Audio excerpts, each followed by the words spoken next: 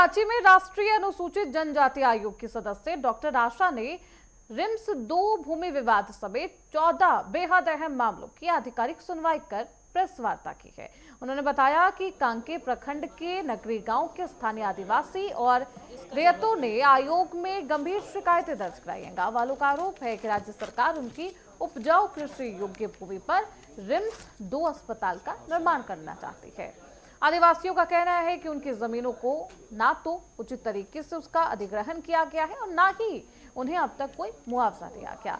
इस संवेदनशील मामले पर डॉक्टर आशा ने बेहद सख्त रुख अपनाते हुए आदेश दिया है कि जब तक आयोग की सुनवाई नहीं हो जाती तब तक वहां किसी भी प्रकार का निर्माण कार्य नहीं किया जाए।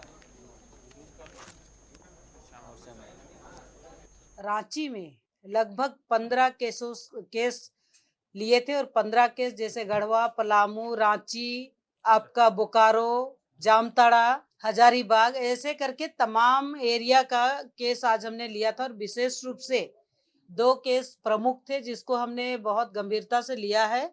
सबसे बड़ी बात है, रांची में रिम्स 2 से संबंधित मामला था जो हमारे आयोग में थे और आज उसका सुनवाई हुआ।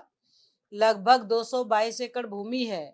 इन तमाम भूमि पर हमने सुनवाई किया है और सुनवाई के दरमियान कितने वहां के रैयत हैं और जिनका जमीन वहां गया है, ऐसे लोगों का जो अधिग्रहण किया गया है, ऐसे लोगों का पूरा रिपोर्ट हमने मांगा है जमीन से संबंधित, और रिपोर्ट हमें मिल गया है।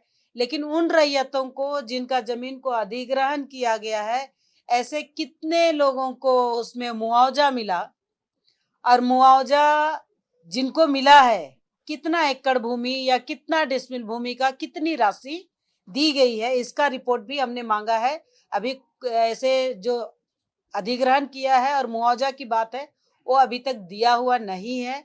इसका रिपोर्ट के लिए हमने उनको समय